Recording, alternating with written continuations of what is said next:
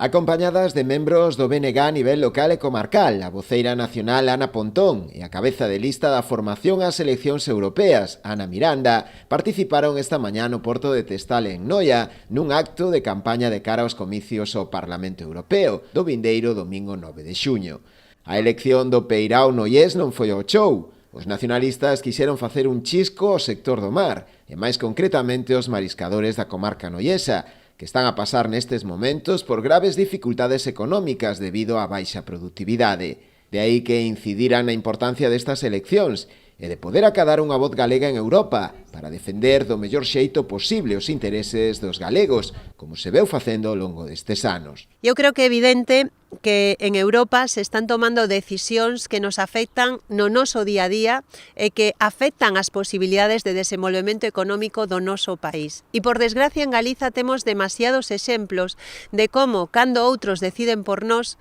deciden en contra dos nosos intereses. E por eso este 9 de xuño é importante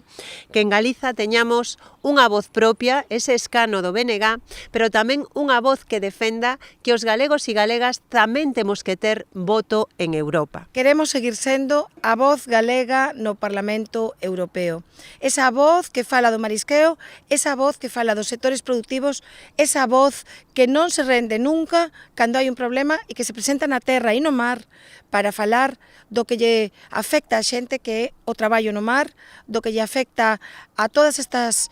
vilas que dependen altamente do marisqueo e, sobre todo, para moitas veces leválos ali, como viñeron os compañeros tamén en varias viaxes. Posteriormente, a comitiva nacionalista continuou cos actos de campaña na vila noiesa, coa tradicional pegada de cartéis por diferentes zonas do concello, na que tamén tomou parte a candidata Ana Miranda.